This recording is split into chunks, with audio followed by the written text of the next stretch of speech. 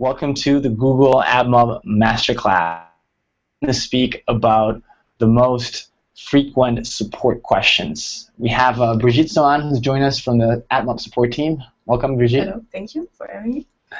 And before we get started, I have a question. Why should we care about policy?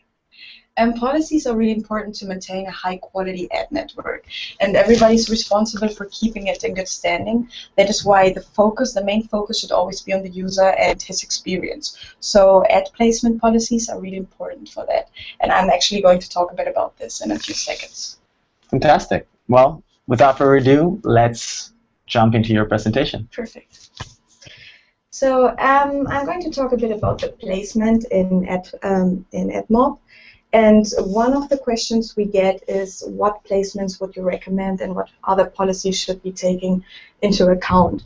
So what we always answer to this is that the main policy is that other than in AdSense, only one ad on the same screen is allowed in AdMob.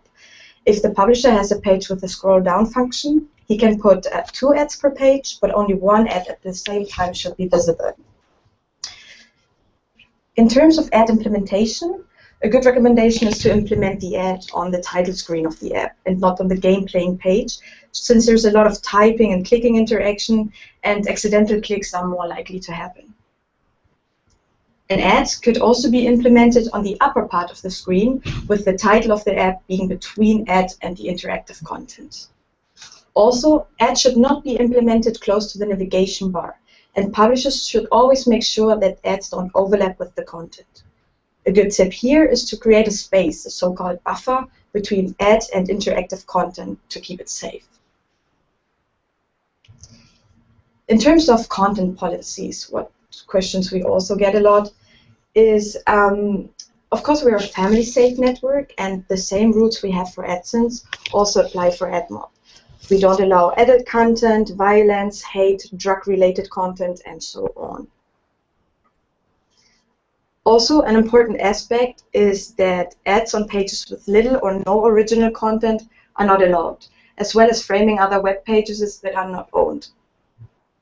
AdMob and AdSense should also not be used on the same page. If a publisher has a mobile site, he can use AdSense for mobile. AdMob is purely for apps. Another question or another issue we also often get is around payments. So one of the questions is, what is the big difference between estimated and finalized earnings? So estimated earnings reflect close estimates of recent account activity as soon as possible. However, these earnings aren't finalized until the end of the month and won't necessarily reflect the amount that publishers will ultimately be paid out. Finalized earnings are accurate earnings amounts that include all revenue that the publisher will be paid for validated clicks and impressions. If the publisher is seeing a large difference between the earnings and the finalized earnings, it is most probably due to invalid click activity. And aspects like ad placements that we just talked about before should be reviewed as soon as possible to avoid a large amount of invalid clicks for the next time.